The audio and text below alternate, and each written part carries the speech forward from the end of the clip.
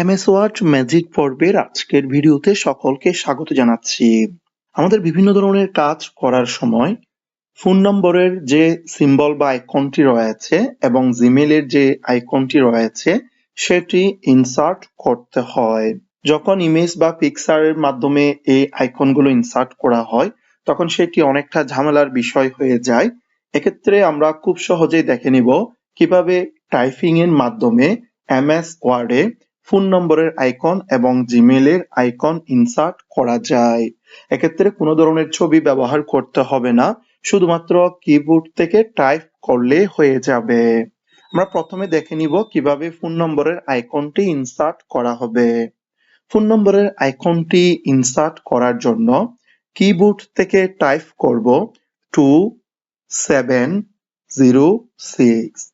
2706 type করার পর keyboard থেকে একসাথে প্রেস করতে হবে অল্টার এক্স।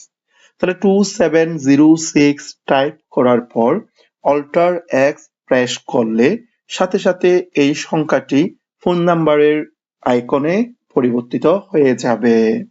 এবার দেখা যাক কিভাবে জিমেইল আইকনটি ইনসার্ট করা যায়। এটিও টাইপিং এর মাধ্যমে সম্ভব।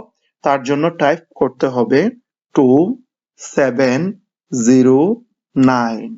2709 টাইপ করার পর ঠিক একইভাবে কিবোর্ড থেকে অল্টার এক্স প্রেস করলে সাথে সাথে এটি জিমেইলের আইকনে রূপান্তর হয়ে যাবে।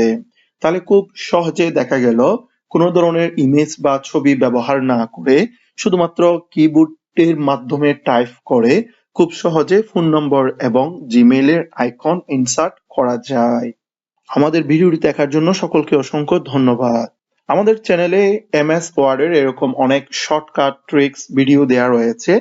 ভবিষ্যতে আরো ভিডিও পেতে আমাদের চ্যানেলের সাথেই থাকুন।